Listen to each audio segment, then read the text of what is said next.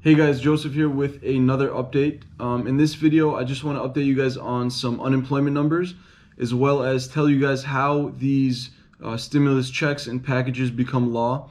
I thought it was really interesting and I wanted to share that with you guys. Let's start off with some unemployment numbers.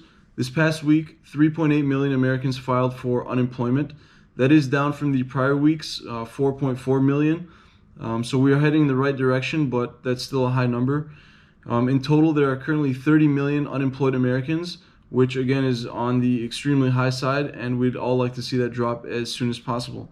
So I want to share with you guys how these stimulus checks and packages and all these pushes by the government become law.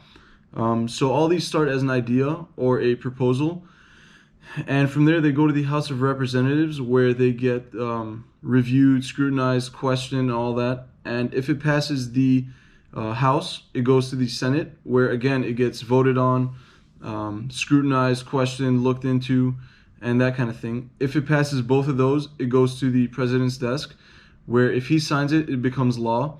However, if at the last second he decides not to sign it, it goes back to the Senate, where they re-vote on it and re-look into it. And if it passes with 2/3 majority voting in favor of it, they can't override the president's decision not to move forward with it.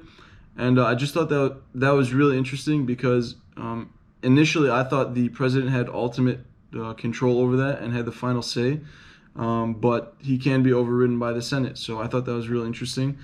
Also, I read somewhere that, or this was really interesting to me, and I want to get your opinion on it.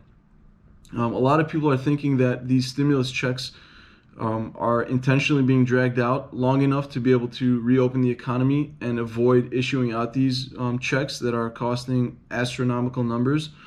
And I kind of thought that that was interesting because I understand you're dealing with hundreds of millions of people that you're trying to get these payments to, but they're talking about some people not receiving their first $1,200 payment for another 2 or 3 months, which I think is ridiculous, because if you are living paycheck to paycheck or are heavily relying on working and you need the money to be able to eat and pay your rent and go grocery shopping and that kind of thing, you can't afford to wait 3 or 4 or 5 months to get a check from the government that ultimately will still not be enough.